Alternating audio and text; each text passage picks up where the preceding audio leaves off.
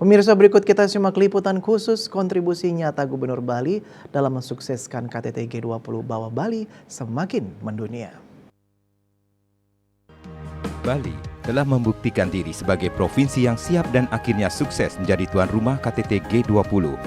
Persiapan yang dilakukan Bali sudah sesuai jalur, matang dan optimal.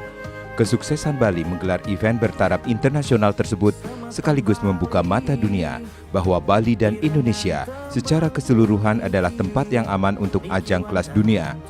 Pemerintah Provinsi Bali di bawah pemerintahan Wayan Koster turut andil atas suksesnya KTT G20 tersebut. Aksi nyata tersebut dibuktikan dengan dikeluarkannya Surat Edaran SE nomor 35425 tahun 2022 tentang pemberlakuan pembatasan kegiatan masyarakat PPKM dalam penyelenggaraan presidensi G20 bulan November 2022 lalu.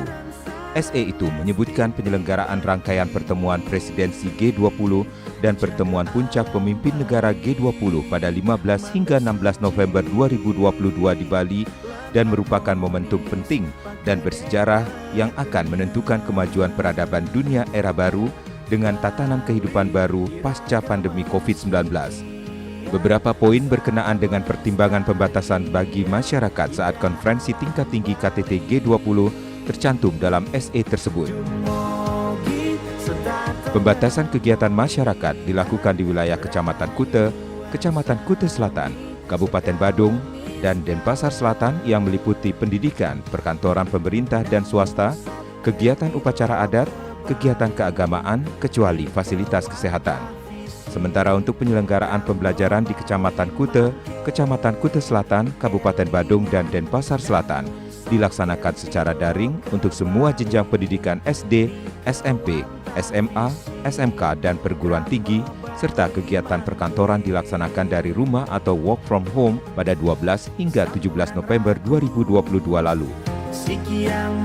Kemudian diberlakukan pembatasan kegiatan masyarakat di semua jalur yang menuju lokasi pelaksanaan atau venue presidensi G20, yaitu pembatasan kegiatan ke jalur menuju Hotel Apurva Kempinski di Nusa Dua Badung. Pembatasan kegiatan juga dilakukan ke jalur menuju ITDC Nusa Dua Badung dengan tanggal yang sama, dan pembatasan kegiatan ke jalur Tol Bali Mandara Badung dan Kota Denpasar, serta pembatasan kegiatan ke jalur menuju Garuda Wisnu Kencana GWK di Badung, serta pembatasan kegiatan ke jalur menuju penyemaian mangrove di kawasan Tahura di Kabupaten Badung dan Denpasar pada tanggal yang sama. Sementara Bandesa Agung Majelis Desa Adat atau MDA Provinsi Bali dan Ketua Forum Komunikasi Umat Beragama FKUB Provinsi Bali beserta semua anggota diminta mengimbau masyarakat atau krama adat dan umat yang berada pada jalur menuju ITDC Nusa Dua, Hotel Apurva Kempinski, GWK, dan penyemaian mangrove kawasan Tahura agar menunda sementara kegiatan adat dan membatasi pelibatan massa dalam kegiatan keagamaan.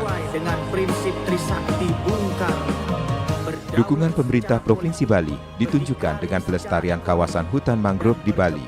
Gubernur Wayan Koster menegaskan bahwa Provinsi Bali dalam masa kepemimpinannya terus berupaya memperluas area penanaman mangrove di beberapa kawasan seperti Denpasar, Badung, Klungkung, Buleleng, dan Jembrane. 10 Agustus 2022, Gubernur Bali Wayan Koster melakukan penandatanganan perjanjian kerjasama dukungan penguatan fungsi kawasan Tahura Ngurah Rai melalui pembangunan infrastruktur fasilitas wisata alam dalam rangka penyelenggaraan KTT G20 di Bali. Kerjasama ini dengan Dirjen Cipta Karya Kementerian Pekerjaan Umum dan Perumahan Rakyat PUPR RI, Diana Kusumastuti, dan Dirjen Bina Marga Kementerian PUPR RI, Hedi Rahadian, di ruang Wiswasaba Utama Kantor Gubernur Bali. Menurut Gubernur Koster, penandatanganan perjanjian kerjasama ini sejalan dengan visi pemerintah Provinsi Bali, Nangun Sakertilo ke Bali, melalui pola pembangunan semesta berencana menuju Bali era baru, yang mengandung makna menjaga kesucian dan keharmonisan alam Bali beserta isinya untuk mewujudkan kehidupan krama Bali yang sejahtera dan bahagia skala niskala menuju kehidupan krama dan bumi Bali sesuai dengan prinsip Tri Sakti Bung Karno, berdaulat secara politik, berdikari secara ekonomi, dan berkepribadian dalam kebudayaan melalui pembangunan secara terpola, menyeluruh, terencana, terarah, dan terintegrasi dalam bingkai Negara Kesatuan Republik Indonesia berdasarkan nilai-nilai Pancasila 1 Juni 1945. Gubernur Koster mengatakan, Provinsi Bali memiliki kawasan hutan mangrove seluas 3.000 hektar.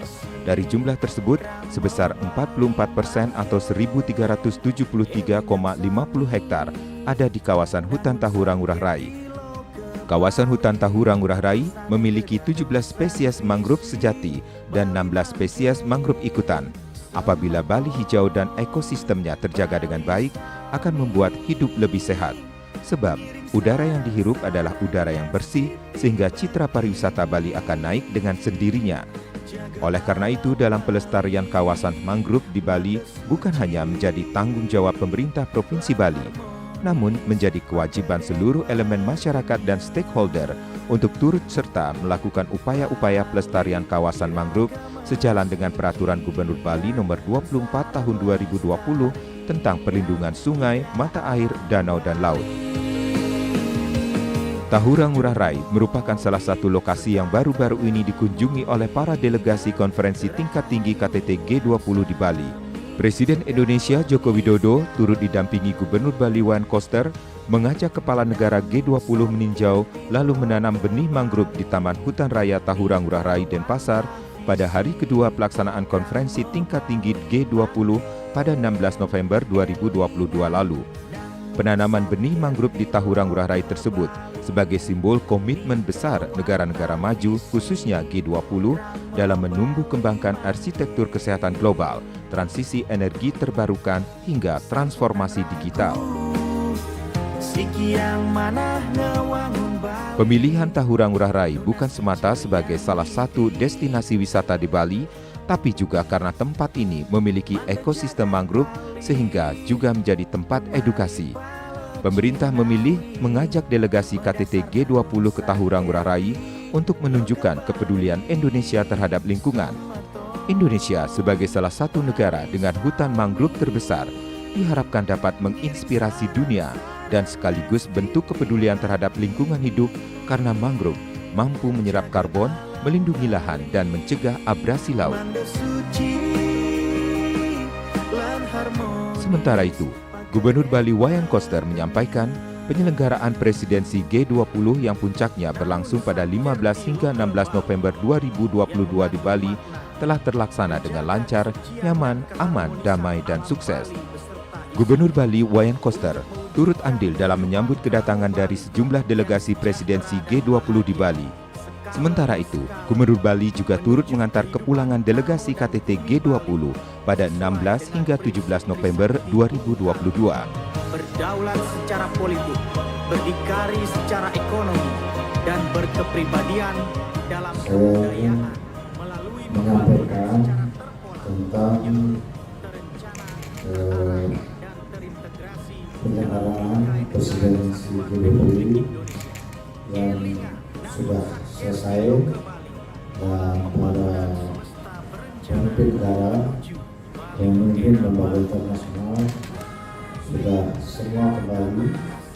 Nah, selama ini saya pun kawan-kawan belum mengetahui secara detail mengenai penyelenggaraan pertemuan presidensi G20, hal apa saja yang dilakukan untuk melancarkan dan menyukseskan pertemuan presidensi G20.